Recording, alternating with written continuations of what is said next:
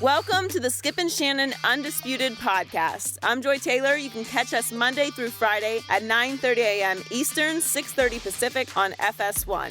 Here's what this podcast is all about. It's an unscripted, unfiltered, undisputed version of the day's show, and there is a lot to get into in today's podcast. You won't believe it, but Skip says he is ecstatic about Tony Romo playing on Sunday. Shannon believes LeBron should never take a backseat to his airness, and DJ Porter better get his victory song ready. Hall of Famer Cris comes by to tell us the difference between criticism and personal attacks regarding his Twitter beef with Dez Bryant. The guys look ahead to preview the big UFC 207 fight tonight between Ronda Rousey and bantamweight champion Amanda Nunes. Our man Joel Klatt is in the house to get us ready for this weekend and tells us why Nick Saban is a better coach than Urban Meyer. December 30th, a lot of special birthdays today. Do you want to wish anybody a happy birthday? Yes or no? I want to wish a happy birthday to America's #1 Dallas Cowboy fan, LeBron James. Happy 32nd birthday, #1 Cowboy fan. No, I won't do it yet. I'll say it later. What about Tiger? Huh? Tiger Woods' birthday today also. Still playing? Stop, Skip. Layla Ali, happy birthday to you also. Oh, wow. Haters, a lot of good. We're going to start the show off with a bang today. Let's start with breaking news in Dallas. ESPN's Adam Schefter is reporting Tony Romo will play Sunday against the Eagles. Romo hasn't taken a snap all season since injuring his back in the preseason. Dak Prescott and Ezekiel Elliott are expected to start. Skip, what do you expect on Sunday? First, Tony Romo. I want you to understand, I am now perfectly happy with Tony Romo playing at Philadelphia on Sunday. In fact, I'm ecstatic about it because I want Dak to play a half. I want him to play the whole first half, and I want Tony Romo to play the whole second half because now he can be no threat to Dak Prescott after Dak Prescott made Jerry Jones eat all of his words, and he shut up Jerry Jones with 2 straight big stage dominant national TV performances against division-leading teams with pretty to very good defenses. And I'm talking about Tampa Bay on Sunday night, followed by Detroit on Monday night. Way to go, Dak Prescott. Game over for Tony Romo. Detroit's defense isn't very good. You know what? I think they're better than you give them credit for. I think they've hung in all year. They were without Darius Slay, obviously, on Monday night, but I think they're pretty good, and we'll talk about them in just a minute. Okay. But that's our second topic of the day. But my point is, Tony Romo is now clearly the backup quarterback. He's the emergency quarterback. He's the just-in-case quarterback. And to me, he needs a little game action because we have not seen Tony Romo in a football game for a year back to Thanksgiving and 5 weeks. So it's been a year and 5 weeks since we saw Tony Romo in a regular season game. Obviously, he played none in the preseason except he started game 3 of the preseason, the dress rehearsal game at Seattle, and we know he lasted 3 plays.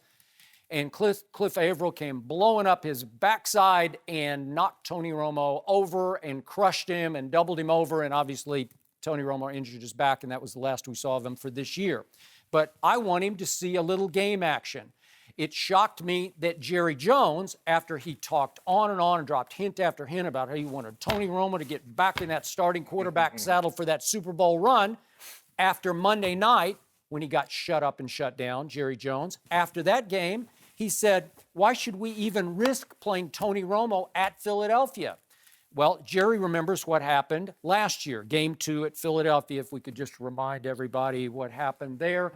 Tony Romo, Jordan Hicks, cheap shot. Yeah, it was a cheap shot. Yeah, it was a cheap shot, but it ended Tony's year, at least until he came back for the Miami game and then the Carolina. Ooh, God, that's a bad look, right, at Philadelphia. And I know your pain, Tony. Yeah, and I used to know Michael Irvin's pain because his career also ended on turf in Philadelphia on a very cold November day. I don't know if we have this one also. Michael Irvin, do we have this one? Or is there it is right there. There it is. Here we go. Michael Irvin, number 88, greatest receiver ever.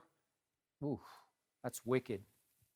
I'll see it. Just the screen went black, right? That's just the end of his career. I think Bob Hayes is the greatest Cowboy receiver. but Jerry Jones is well aware that it's a bad blood rivalry. Bad things have happened to the Dallas Cowboys in Philadelphia. You know what? I'm going to hang on to a quote that I read from Scott Linehan, the current offensive coordinator, who said a couple days ago, if you spend a bunch of time concerned about things that could happen negatively in a football game, you get consumed by that. And you know, and I know, you can't play football not to lose, and you can't play football not to get hurt. Nope. You just have to go play football. So I'm ready to give it up to the injury gods and just say, let the chips fall. I want to see Dak for a half. Now, there's a big concern at left tackle because the stud, the all-pro, cannot go. And I think he's going to be ready for the playoffs, but he's got a slightly sprained knee, thanks to what was a cheap shot. But that's a whole other issue with the Lions. But Why is it always cheap shots on your guys? Because it was, but I'm going to let it go. But now somebody named Emmett Cleary is supposed to start at left tackle. He's now on his 6th NFL team out of Boston College, undrafted. So that's what you got, unless you move Doug Free from right tackle to left tackle, and Free can be no bargain on some occasions. So I think Jason Garrett needs to play it by ear. Just see, can the protection hold up relatively well? If it can't, maybe you get Dak out after a quarter, and you go with Romo for a quarter. Maybe you throw Mark Sanchez in to the Wolves at the end. But in the end, I want to see Tony Romo at least prepare himself somewhat, thrown into the Philly fire to get ready to be the emergency quarterback. So you mean to tell me, as good as Jerry Jones said, Tony was looking on the scout team, that's not enough? Not enough for me. But he was getting ready to throw him into a meaningful game. Yes, he was. Because of what he saw on the scout team. That is correct. Okay. Yep. But let me ask you this. Do you want to see, let's just say for the sake of argument, Tony Romo plays a quarter or maybe even a half at the high end. Do you want to see him play really well, or do you want to see him lay an egg? I want to see him play really well because, I mean, you tell me. Right now, I think he could be zero threat to Dak's starting job, right? I mean, absolutely. Isn't that enough? Didn't he do enough to get 13-2? Like, isn't it over now? Yes. I think the thing is because most teams go into a game with 8 offensive linemen. Yep. Now, Tyron Smith is not playing. So now you're really down to 7. Maybe you pull up someone from the practice squad. Maybe they signed someone earlier this week. I don't know. But somebody's going to have to play. You can't sit down all your starting offensive linemen because nobody goes into a game with 10 offensive linemen. Because now you go in there with those 2 extra linemen, you got to pull players from somewhere else. Maybe it's cornerback, maybe it's wide receiver, maybe it's even the linebacker. So the starters are going to have to play a lot of this ball game. Now, I know they would love to get Martin. They would love to get Fredericks out of the ball game, Skip. I don't believe they're going to be able to do that because you only have limited bodies on the offensive line. I expect Dak to play at least a quarter. I would like to see him, I agree with you, I would like to see him go into the half because if you don't let him play, if you didn't play any, you're talking about 3 weeks. If you play him a quarter, that is some play time in a meaningful ball game, but I would like to see him go to a half. At least you know all the starters will be in there at least to the half. And this is the right decision because, look, I know Mark Sanchez, but you're not going to the Super Bowl if something happens to Dak and you're counting on Mark Sanchez. I would agree. So you know what I told you early in the year? If Mark Sanchez is in, I'm out. you were out. So I like this move. I like this move by the Cowboys. I don't really think there's anything that Tony Romo can show in a quarter or a half that would make them say, you know what, we really got to go with Tony in the playoffs. I think Dak has done enough at 13-2. He's answered every box that you had up there for him to check. He's checked them. And so moving forward, I don't see Tony Romo as any threat to Dak Prescott. And Dak has looked as good as any rookie quarterback that I can imagine, given the circumstances. Because when you look at the Steelers and Ben Roethlisberger and what he did, they were a run team and a defense. They allowed Ben to throw very little. And so for him to be able... Flacco also. Yeah, Joe Flacco. Russell Wilson was also a predominantly run team with beast mode and that great defense. They've put a little bit more on Dak's plate, and he's consumed it all. So I'm very pleased with this decision to get Tony into the ball game. Let him get his feet wet because contrary to what Jerry thinks, scout team is one thing, but you get to script what you want Tony to throw into. You get to script how it's going to play out. You get into a real game, you might think, but they might throw you a curveball. So they might give you a different front and a different coverage to what you're used to seeing on first, second, or third down. So I think this is a good move by the Cowboys to get Tony some game time action because it's been, like you said, 13 months since he's last played in a meaningful ball game. And I know the dress rehearsal, but 3 plays, but it's been 13 months, Thanksgiving of 2015, since Tony Romo has taken a snap in a meaningful ball game. It's also, for me, good news, and I'm just reading tea leaves from a distance, but it appears to me that Jerry didn't get his way twice, like he might be losing the ultimate veto power here. I still believe if Jerry had had his way back 3-4 weeks ago when Dak struggled at Minnesota and then lost at Giants, I believe if Jerry Jones had been the ultimate authority, that Tony Romo would have been reinserted into the starting lineup. And now I believe if Jerry Jones had had his way going to Philly, Tony Romo would be in mothballs, because I think Jerry's decided he wants to save him for trade, and he doesn't want to risk him going out there and getting hurt on the third play and then losing all trade value or really all value period on the market of any kind, right? Well, it might be a king's court, but Jerry still holds the percentage of the voting power. I don't know about that. I'm starting to think his son might be 60-40 on that. No. I'm starting to think that. I don't know. It makes me nervous to poke the bear on that one. Well, what I'm going to be most nervous about, just in the big picture, the most relieved man in the world around 4 o'clock Eastern time will be me if my Cowboys just walk off the field having avoided a major injury at Philadelphia. You don't care about the 14-win season, first in franchise history? It would be nice, but I'll take health over that anytime. Understandable. Yeah. No mercy. LeBron James turns 32 today, but last night the Cavs nearly blew a 20-point lead in the second half to the Celtics. LeBron had 23 points, 11 assists, and 8 rebounds, but he also tied a season high with 8 turnovers. After the game, LeBron blamed himself. Let's take a listen.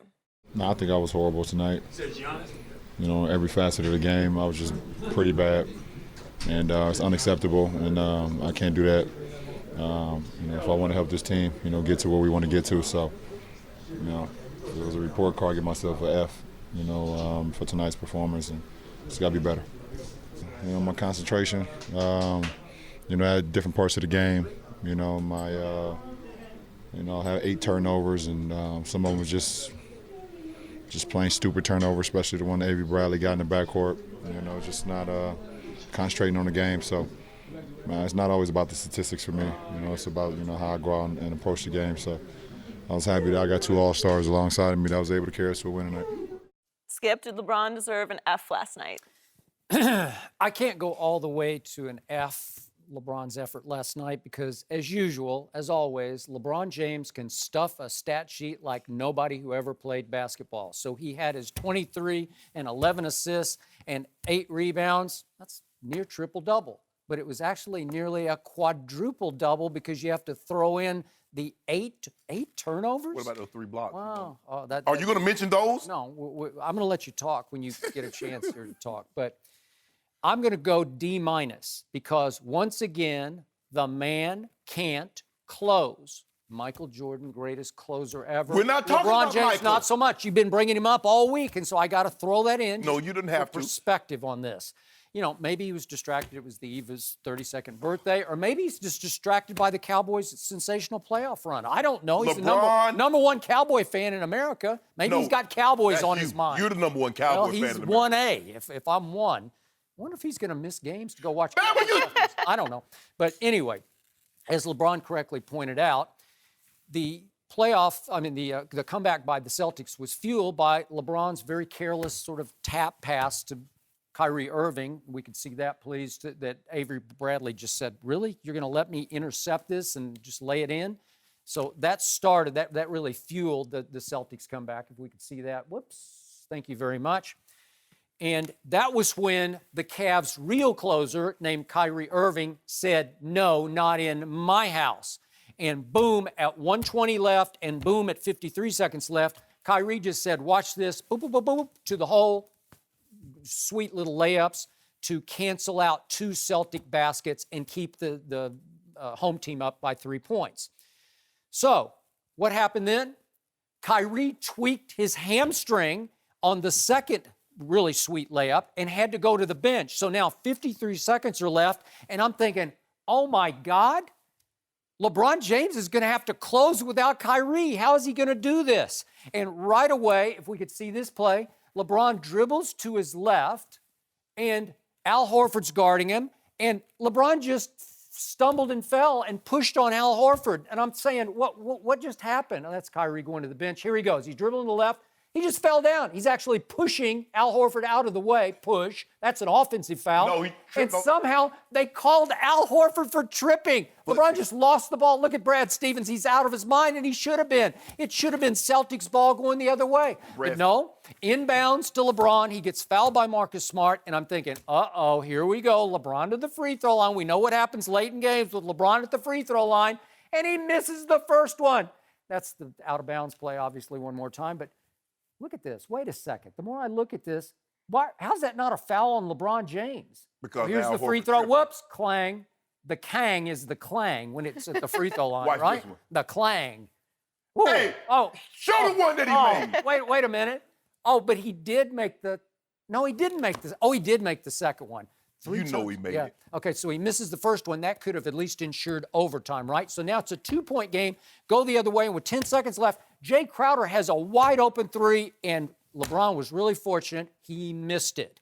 And what happened going the other way? Fortunately, LeBron's new best friend on the team, Richard Jefferson, got fouled, and he went to the free throw line and closed it and clinched it with 2 free throws. LeBron was 3 of 7 from the free throw line last night. Think about that. 3 of 7 to fall to 68% for the season from the free throw line.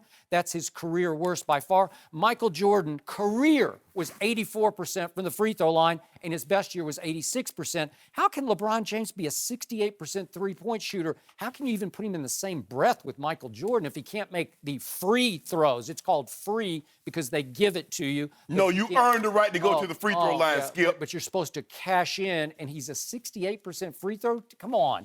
I mean, didn't Shaq have one year when he made 68% or something? I think he did. Come on, You gonna sit Shannon. there and say that with a straight face.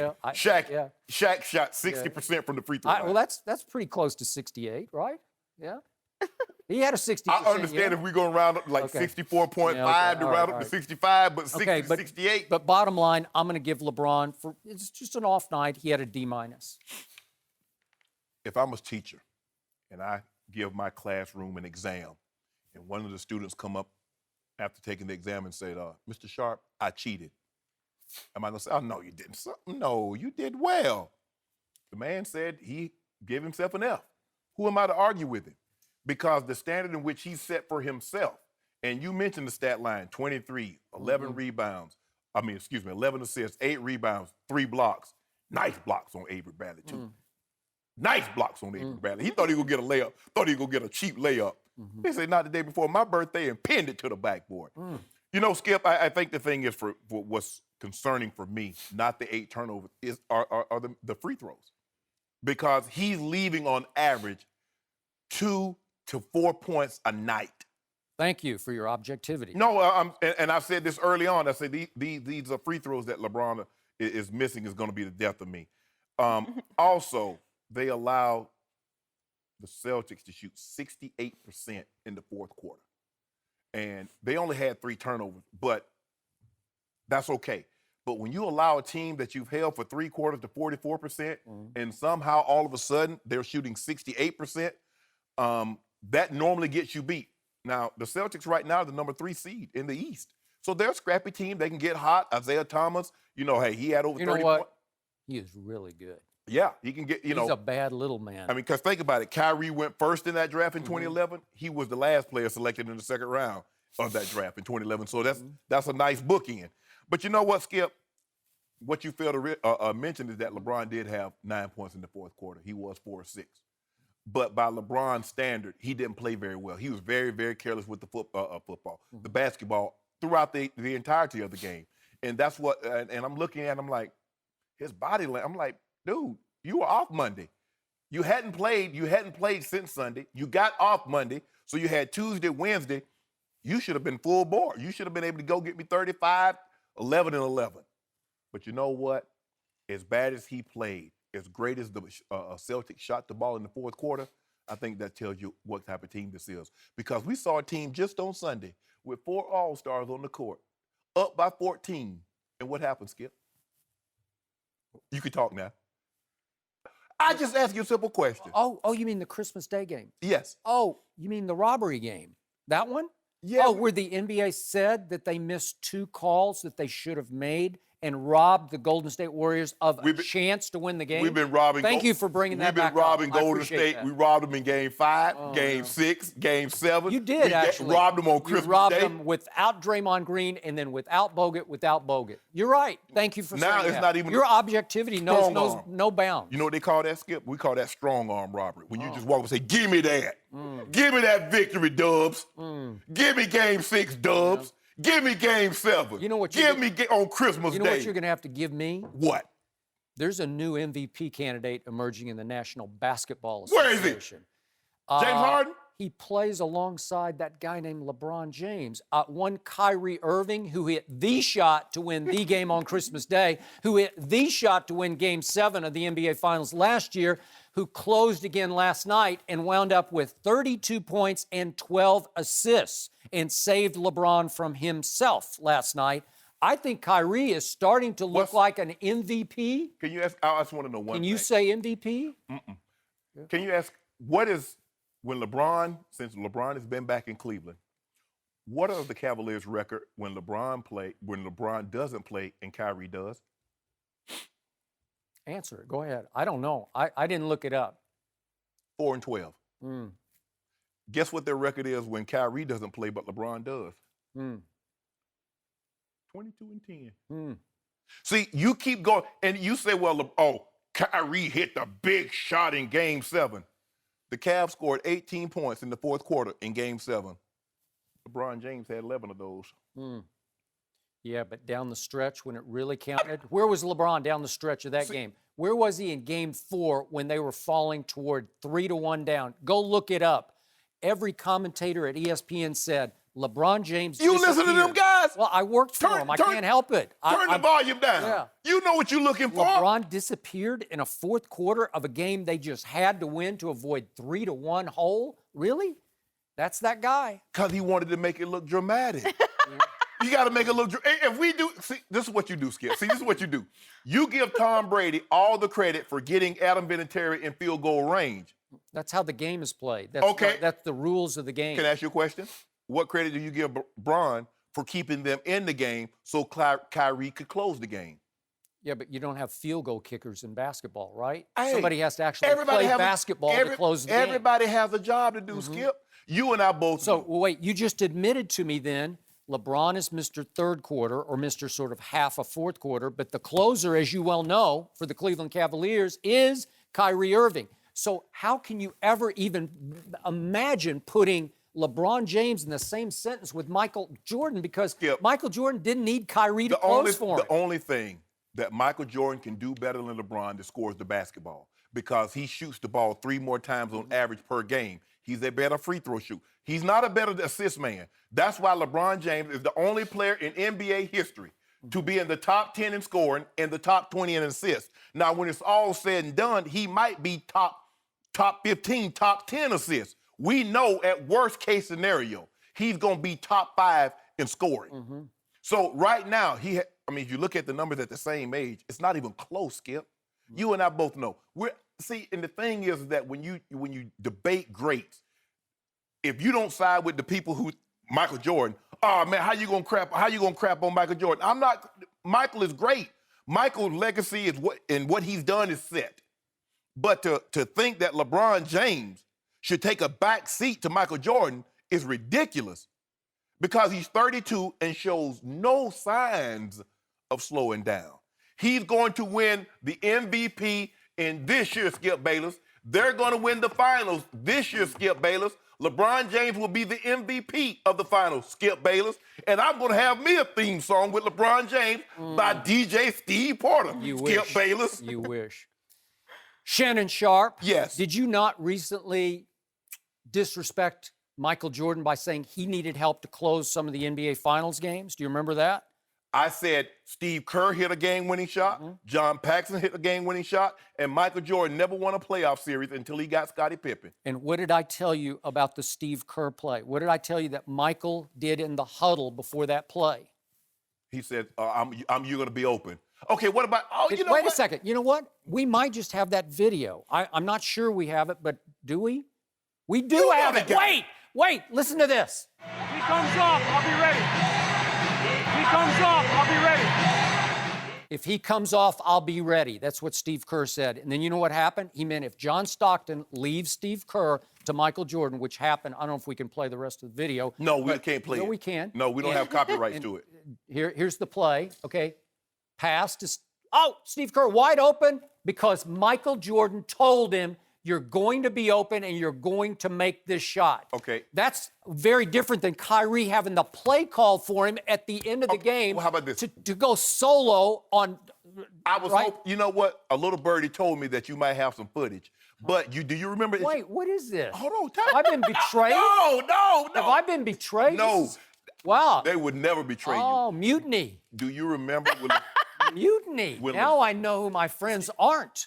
Skip? Do you remember when LeBron first got back? They were playing the Bulls, and David Blatt drew up a play that LeBron wasn't going to take the last shot, and LeBron say, "Bump that, give me the ball, get out of my way." And what happened, Skip?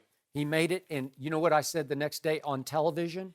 I love that LeBron James because I rarely see him. He plays scared and nervous and tentative down most stretches, but that was the first time in a long time I had seen him get mad at the disrespect that his coach had shown him because his coach knew he's not a closer. He's not a big game, late game shot maker. So LeBron got mad and said, watch this. I wish he'd get mad every night. I've been saying that for like 8 years on television. What about get mad and show us you can take the basketball and get the game home. What about that buzzer beater he hit the three-pointer against Orlando? Yeah, and then what happened? Skip. That was 1-1, and then he just disappeared. Skip, you say he disappeared. Yeah.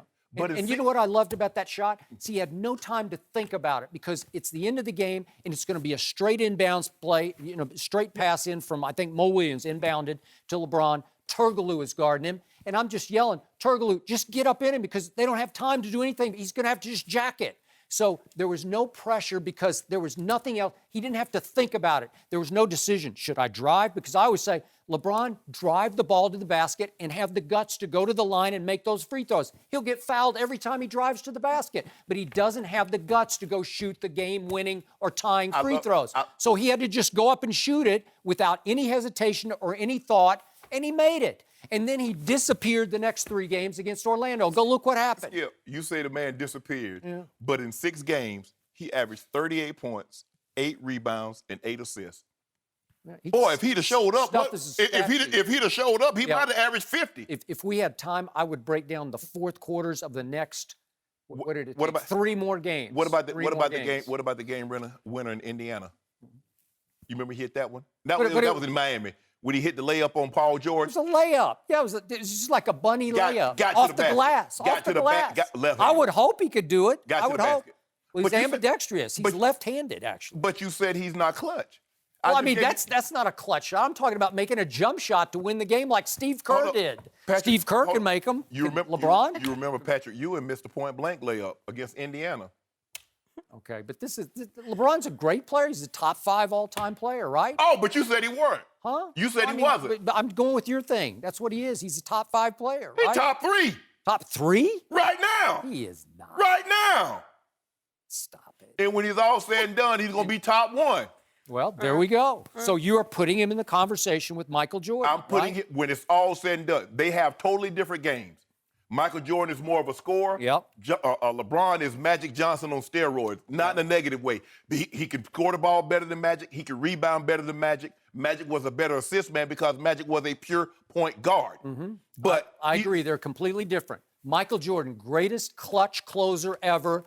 LeBron James, not going to trust Angry him. LeBron is the best LeBron, though. He is. He's so right about all that. I know is that Michael Jordan, the greatest closer, got swept by the Big 3 in Boston, got beat 3 times by the bad boy Pistons, lost to Orlando. Is that all you got? Your MJ slander honestly hurts my soul. And Nick Anderson took the ball out of his hands. You remember that, Skip? 6-0 in finals with 6 MVPs. Case closed. Thank you very much. So only the finals matters. So that's all that matters. I think George Leaving it there. Next up.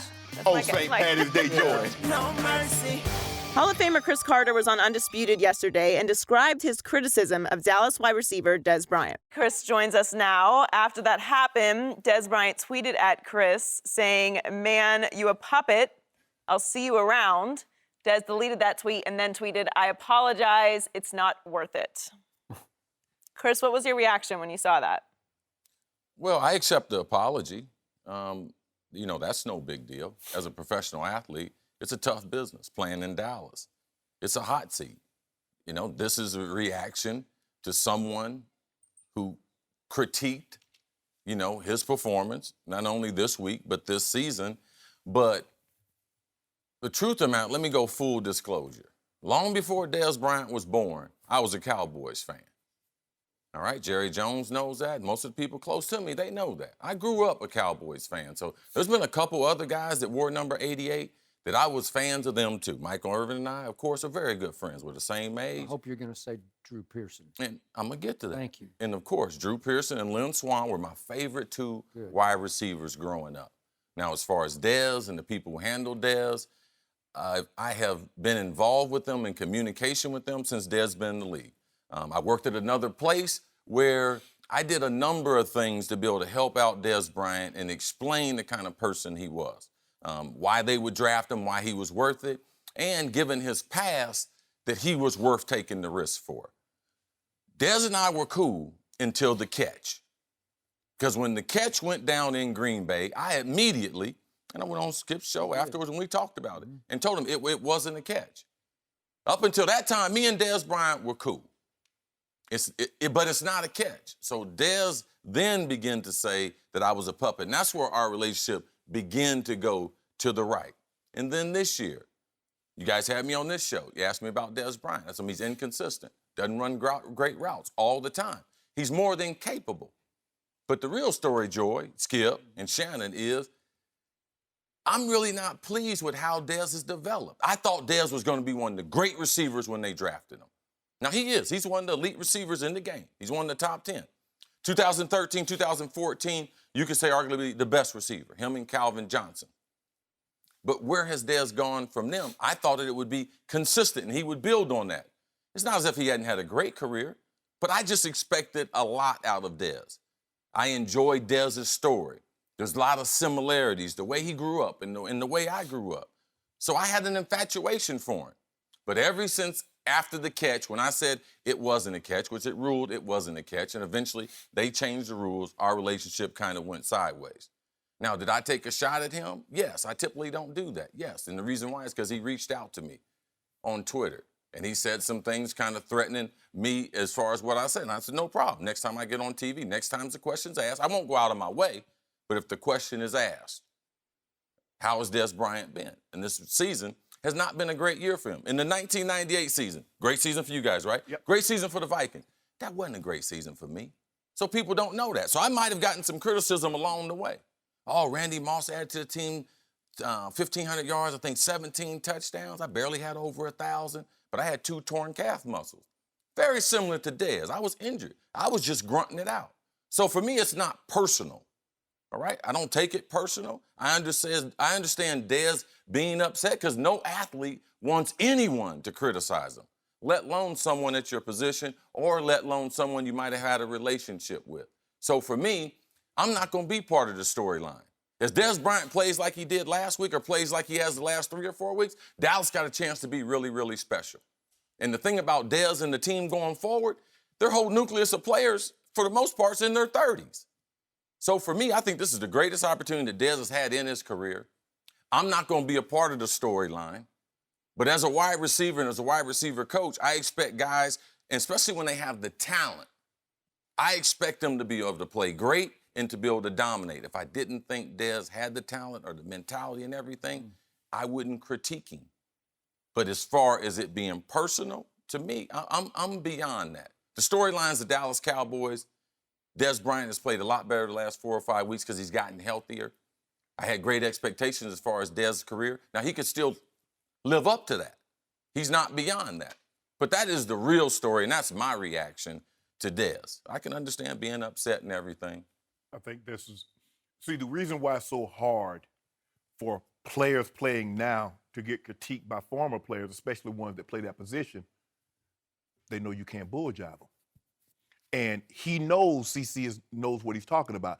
He knows that Dez is not as proficient at running the route tree as he should be, being a top receiver in the National Football League.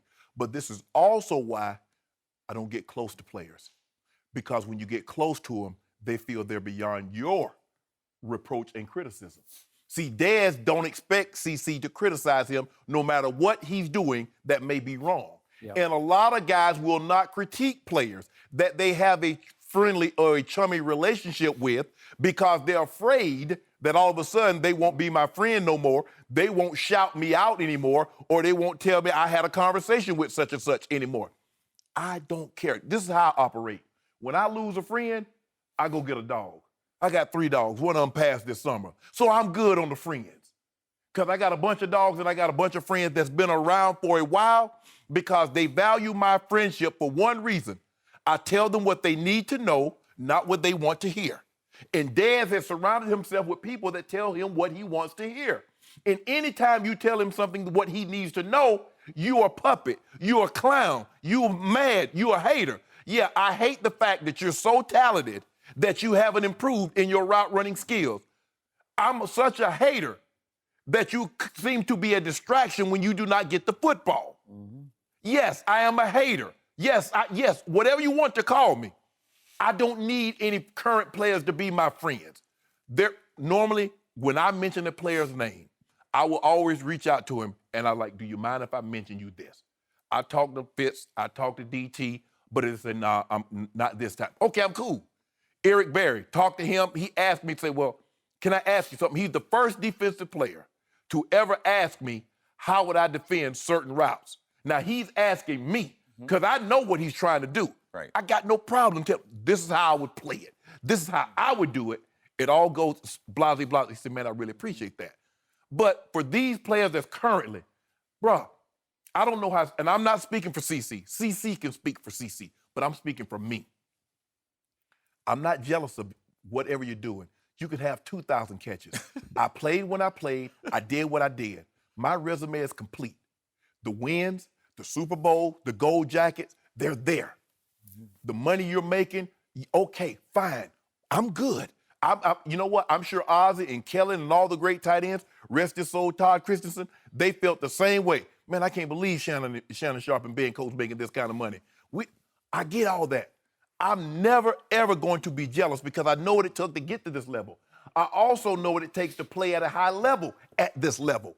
So, guys, I'm not speaking for CC. When I offer a critique or a criticism, I'm always going to be fair in my criticism. I'm never going to make it personal about you because I don't want to become a part of the story.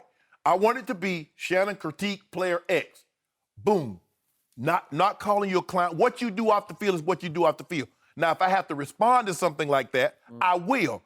But normally when I'm talking about a player, regardless of the sport, I'm critiquing the player because for the most part, great players, regardless of the sport, have the same mindset. And that's what I try to give the viewing audience and the listening audience an opportunity to go inside that mindset. So guys, don't take anything I say personal because I don't know you on a personal level. Got it. So if I don't know you on a personal level, don't get upset with what I'm saying. I'm offering a critique or an analysis of your play, not you. Yeah, that's typically the way we go. But what I said yesterday, it was personal because he made it personal. Right. You know, when he decided to leave me that message, it became personal. It went outside of what football, outside of what we do. And there's a number of young receivers that I've been fortunate to mentor and be involved with, guys who are still playing today's game. All those guys know that I will critique their game just as hard as I did Dez. But I'm not doing this because I'm supposed to be friends with them. All right? So Dez Bryant clearly was hurt by the fact that he thought you guys, that you were once upon a time his mentor.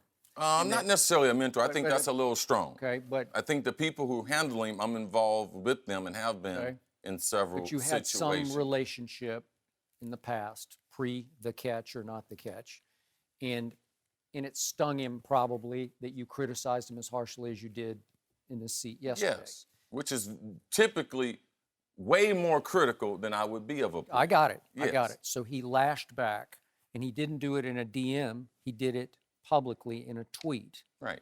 And he called you the one word that the Cris Carter I know cannot be called, and that is a puppet. The Cris Carter I know, that's the one thing you are not, is a puppet. So that's just my take on that that criticism.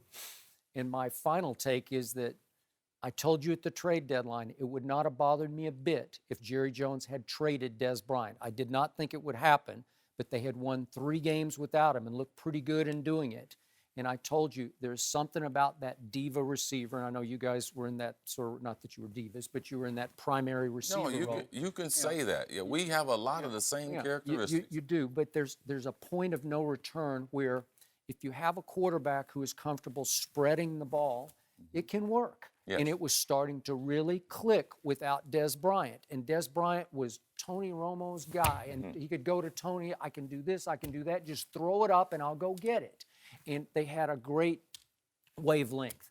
But it was that or bust a lot of times for the Cowboys. And it came down to that one play at Green Bay, and it's going to be Tony to Dez or bust. Right. And it wound up, thanks to the referees, or bust. But in this case, I can make a case because Dez has had character issues. Well, I go way back knowing about him to Oklahoma State. He had issue after issue, about his mother issues, and it just, his background, back to Lufkin, and it's why he fell in the first round toward the bottom. It's why the Cowboys were able to, dare I say, steal him at 24 for that kind of a talent. Yep. And it's why they benefited in big moments in 2013 and 2014, having maybe the best receiver in football. But is he sometimes more trouble than he's worth? Yes, he is. This year, at points, he's been more trouble than he's worth. And I appreciated so much that rookie quarterback walked right in and said publicly, I will throw in the football when he's open. And he just basically drew a line in the Dallas sand and said, that's it. I'm going to run this huddle and I'm going to run this locker room because I'm now the starting quarterback. So I was ready to part ways with Dez Bryant. And it offends me that he would go to puppet with you. And you said it's from something from the past, he'd called you that before or whatever. But that's just wrong, and that's out of bounds, and that's out of line, but maybe that's who Dez Bryant is. Well, at the end of the day, I don't think Dallas should get rid of Dez. I think that they have their core nucleus of guys, a lot like Seattle did, but on the defensive side, Dallas has on the offensive side. If Dallas wants to be real special, Dez Bryant at his peak can finish off this season and going into the future, all right? Dak, Zeke, and Dez. That O-line. Yes, they have them signed up. Yep. But you need explosive plays. And I could see Dez getting back to that. But the biggest problem is my expectations. Because he is the one guy since the playmaker left that could actually wear that jersey. And if you're going to wear that jersey, I expect you to play like the playmaker. So that's where it really comes in, Joy. My expectations of Dez. Because sometimes when you're trying to mentor people or help people, when you give them a push, they think it's a shove. Yeah. All right? And you're really trying to push them places that I believe he has the talent level to be able to get Right. there. There's a difference between being critical and constructive criticism. No mercy. 2 of the top coaches in college football history will be on the sideline for the college football playoff tomorrow. Nick Saban is going for his 6th national championship and 5th in 8 seasons. Urban Meyer is trying to win his 4th national title. We're joined by Joel Klatt. Joel, who's the better coach, Saban or Meyer? I hate this question. I mean, both of these guys are great coaches. Not just like, they're good for their era. No. Urban Meyer and Nick Saban both are great football coaches across the board of eras. Which one is the Mount Rushmore coach right now? If I had to pick one, I would have to go with Nick Saban. And here's the reason. I believe that coaching comes down to 3 categories. In particular in the college game, and this is not an NFL model. Scheme, motivation, and recruiting. I don't know if there is a better scheme-oriented coach in college football than Nick Saban. There's certainly not a better recruiter than Nick Saban. Urban Meyer would hold the checkmark in motivation, but you're talking about a guy in Saban that has won national championships across cycles of players. Not even Pete Carroll guys won a national championship. As great as he was at USC, he never won a national championship without that one core of great players, Matt Leinart, Reggie Bush, that one core of great defensive players. We've seen Nick Saban go across recruiting cycles 2-3 times and win national championships. So I don't think he gets the credit he deserves as being not only a great recruiter, but also a great motivator of players and young men. We've seen what he does schematically, and we've seen him adjust over the years. Remember, this was a guy that was just going to hand it off 35 times and go win with his defense. He brings in Lane Kiffin. They open it up. So guess what they can do now, Skip? Win the shootout when Chad Kelly has a hot game. They can do that. They can win the slugfest. He has adjusted beautifully during the course of his career, and nothing against Urban Meyer. But Nick Saban, with a national championship this year, if he were to win it, is, in my book, the greatest college football coach in the history of the game. Really? Interesting. Let the church say amen. I'm going to preach to my own choir now because I think nobody else on this table is going to listen to me. I'll listen. Yeah. Urban Meyer is a better all-around football coach than Nick Saban. I think you are slightly overrating Nick Saban, and I have respect for him, and you are way overrating Nick Saban. Nope. And I'll tell you why. Obviously, Urban has won at various places because he started off with an undefeated year coaching Utah to the Fiesta Bowl win with Alex Smith at quarterback, obviously. And then he goes to Florida and wins 2 national championships, and now at Ohio State, he's won 1. Could win another this year, but he went 12-0 that first year when they couldn't go to a bowl. So he's been nothing but great at Ohio State. Since he arrived at Ohio State, he has the best record in college football ahead of Nick Saban. Now let's look at Nick Saban. Does Nick call his own offensive plays? Urban runs his own offense and calls every play from the sideline. Nick Saban needed Lane Kiffin to come in and save his offense. And now he's going to need Sarkisian to be what Lane Kiffin was, where he just hands him the ball and says, you do it with the young quarterbacks. You turn Blake Sims around, and he is going to miss Lane Kiffin, who's been extraordinarily good as an offensive coordinator. I'm not saying Lane's going to be a great head coach. I think he might be the classic boy wonder offensive coordinator, but Nick is going to miss him because he needed him. Now let's look at Nick's specialty, which too often to me has been his frailty, and that is he is a defensive football coach.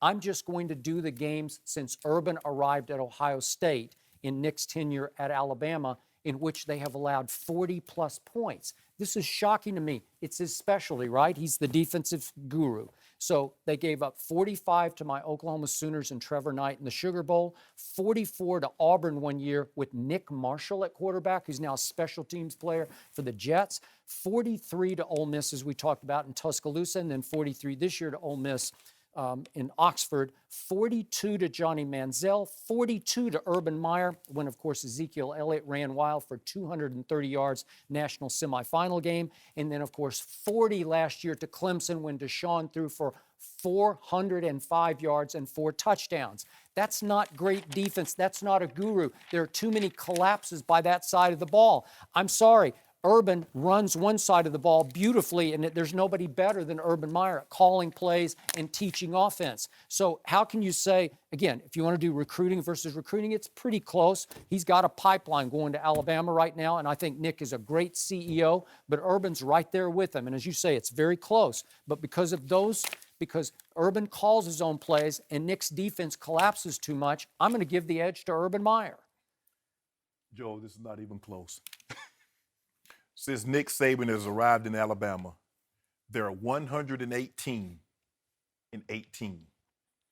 Skip likes to mention those 40-point games. There have been 8 of them. Just 8. So basically 1 every 17 games. Skip also didn't mention they're 4-4 in those in those games. Since he's been there, his team has been number 1 at least once in the polls. We're talking about a guy that's won 4 national titles in 7 seasons. Now, he talks about how Urban Meyer calls such great plays. But in the last 2 games that they've played, he's held that Florida team to 19 total points. That's right. He did do that. And you remember the last time you saw Tim Tebow? What was Tim Tebow doing in the national championship game, Skip? Okay. We don't even want to go there. See, Which one are you talking about? In the SEC championship game. The national championship game, I saw him run my Oklahoma Sooners off the field after he gave the greatest halftime speech I've ever seen. We're going to go out there, we're going to run this ball right down their throats. Okay. And they did. Okay, but how about this? My Sooners were favored in the game, and he ran them off the field. Fourth quarter. Thank you for bringing that up. I appreciate it. How much credit are you going to give Tom Herman and Dan Mullen for calling plays on the Urban Meyer. Urban Meyer calls these plays. No, he does not. Tom Herman called those plays. That's where you're a little off base. Urban is not as involved with the X's and O's as people think. He's very hands-off with the X's and O's. He's a motivator. He's a player's coach, and he does a great job. This is not a knock. The offense. It's all his game plan. He's the one calling the key plays. What happened to Florida offensively when Dan Mullen left? When Dan Mullen left offensively, I don't know who's the quarterback at that point. They didn't have a quarterback, right? Was that the Well, isn't that Brantley his era? job? Isn't that his job? He's so good. Hold on. Tom Herman has left, and Well, what? when They has scored Alabama had a 17 quarterback? points against Michigan State? Really? I Lane think Kiffin had to turn around Blake Sims. What was he, like a receiver? Saban overcomes the losses of assistant coaches much better than Urban Meyer, and we haven't seen Urban win at one spot with cycles of recruits. Remember, he left. Wait a second. He left Utah and then left Florida. Remember, he took a nice little downturn at Florida, and I don't like sitting here and having to take shots at Urban Meyer, but he's the been reality through a cycle is here at Ohio State, and he's gone 12 wins, 14, 12, and 11. That's pretty great. And we'll see if he can win the national championship. Remember, he didn't even win his own division, nor did he win the Big Ten Conference this year. Hold on. How you even get in the playoffs and you can't? How can you be one of the 4 best teams in the country and you're not one of the 4 best? You're not one of the best teams in your conference. You're not the best team in your conference. Yeah, but he's doing it with a quarterback that we all agree can't throw. Hold on. But That's pretty great. But That's his job to recruit. But you told me that Urban, he calls these great plays. When they lost to Michigan State, how many points did they score last year? With Ezekiel Elliott in the backfield, how many points did they score, Skip? At home. At home. Yeah. They lost. Okay. You know what happened to Alabama? You know what Alabama did to that team? You know how many Nick Saban's defense gave up to Trevor Knight? 45 points. Are you kidding me? Okay, you give me like 2 bad games. I just gave you 10. 10. What do you? You gave me 8 games of 40 I could keep out of going. 136 games He played. gave up 34 in the kick 6 game, which is pretty awful at home. But they won 4 of those games, Skip, out of the 8. So once every 17 because games. of Lane Kiffin, they won those games. Oh, really? Lane Kiffin plays defense. Since he's arrived, I hope he doesn't play defense if you're giving up 45. Hold on. One more thing. Yeah. Name a stat defensively since Nick Saban has been in Alabama that they're not number 1 in. Well, I told you the SEC was really weak this year. They were really weak. Now, My I will say Vanderbilt this. Commodores won 3 games and went to a bowl game in the SEC. I would ask you, what defensive-oriented coach has maintained a level of success through this new era of college football when they went to, in I think it was 2007, the 40-second play clock, and you've got this 3-yard buffer for illegal man downfield and the run-pass option plays and the spread offenses and the tempo offenses. Guess what all these defensive-oriented head coaches had to do just to stay in the game? Gary Patterson at TCU, he had to go and start running the spread. Bob Stoops at Oklahoma, he had to go and start running the spread. They don't stop anybody there. Saban is this rare breed that has maintained a level of dominance on defense, only 8 times given up 40 points in 130-plus games. 136. I'm telling you, this guy is on a different level. If he wins this year, if he one more national championship, regardless of if it's this year or not, Nick Saban is going to go down as the greatest college football coach ever. If you'll just give Jim Harbaugh time at Michigan. Khaki pants ain't going to do nothing. Yes, he is, because they led the nation in defense all the way up to the Ohio State game. They are beating the system, and he's an offensive coach. Did he who ever knows win the how to coach Pac-12? defense.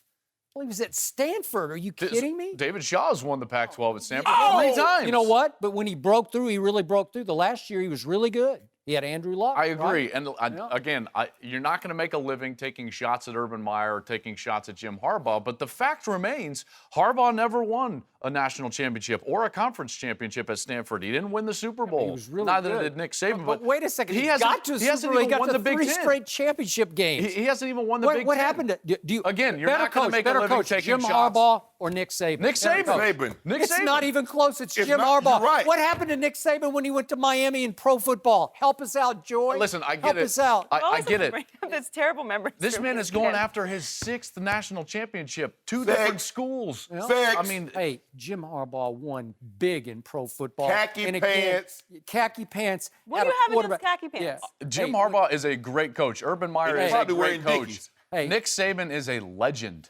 Colin Kaepernick threw a pass to Crabtree in the end zone, and he was interfered with. You know it, and I know it. And that should have ended that Super Bowl in favor of khaki pants. I know it just like Dez caught that ball. Yeah, Dez caught that ball. It was a catch. If Asante Samuel catches one of the 2 interceptions, the Patriots You know are what? That's a undefeated. good point. And David That's a Tyree. great point. Thank you. So what's If Wes Thank you Welker for holds making on to that ball, Yeah, if Eli doesn't close his eyes and throw it as far as he Exactly. could. Joel, Ifs and buts. thanks for joining us. Enjoy the games this weekend.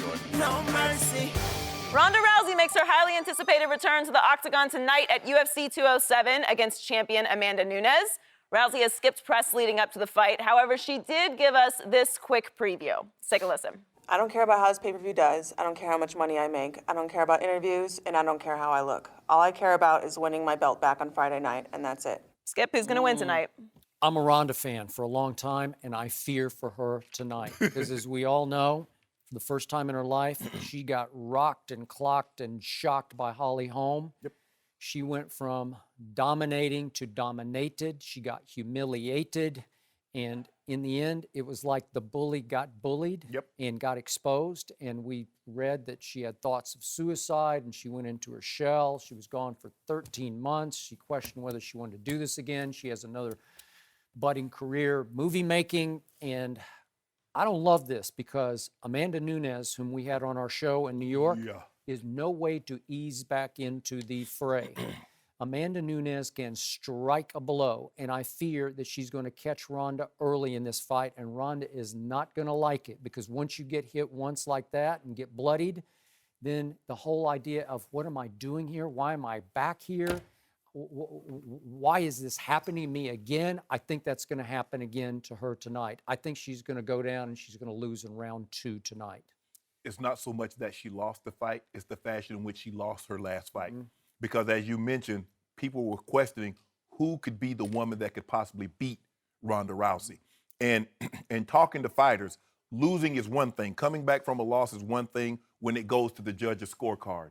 But when you don't remember what happened, that's a totally different ball game. She's going into uncharted territories because it's 13 months or 14 months since she last fought. And she doesn't know what to expect because she's going in uncharted waters because she's never been beaten since she stepped into the UFC. Talking to her and being around Amanda Nunes and just listening to her talk, Skip, she's supremely confident, but she wasn't cocky. No.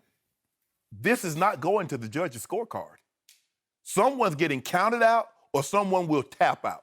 It's as simple as that. And the best chance Ronda has is what you do is you need to grab her and get her on the ground. Don't put your ego aside because you tried to fight Holly Holm on her turf and her fight. And you know what it got you. Don't try to stand toe. You don't have to prove anything because the mere fact that you're going in the octagon lets me know you're tough. So you don't have to stand toe-to-toe with this young lady to prove to me or the viewing audience how tough you are.